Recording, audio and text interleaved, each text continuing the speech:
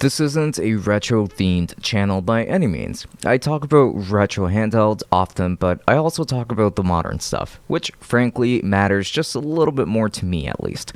However, there's a way of bringing both of those aspects together in the form of some nice decor for my studio. So I just wanted to take a small break from talking about some of the handhelds that I've been reviewing recently to talk about something a little bit more chill. So introducing the Divoom Pixoo 16. It's a clock, it's a sub counter, and it's filled with tons of retro life, based on the artwork that we get. So should you get one? Yes. Let's dive right in.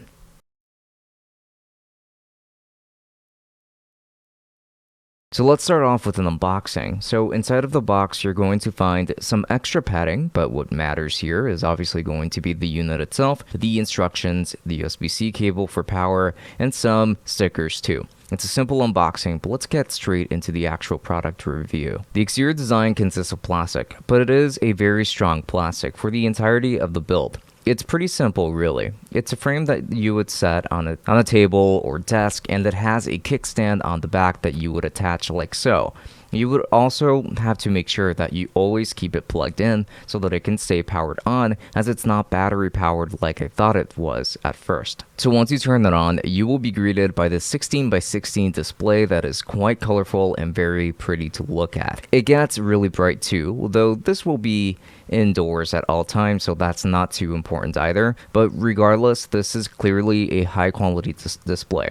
Just about all animations and art that you decide to display on this device will look really good and will definitely get attention from any visitors that happen to stumble upon your setup. So you would connect this particular unit over Wi-Fi, so it's definitely just meant to be stationary, but once you connected it, there is so much that you can do with it, as Divoom actually has the Divoom app for this kind of functionality. So I'm going to go ahead and actually explain said functionality to you, because it can accomplish quite a lot. So essentially, you've got an app that allows you to treat this device as a display for your sub count on YouTube, view count for a specific video, works with Twitch, Twitter, TikTok, and social media of the like. I'm definitely obsessed with my own numbers, which is why I keep my sub count in the background now. All jokes aside, I really like this feature because the display does look really great, and on camera, it's also just a nice piece of decor to have around for sure. And if you primarily operate off of other platforms, then they've got you covered for some of them as well.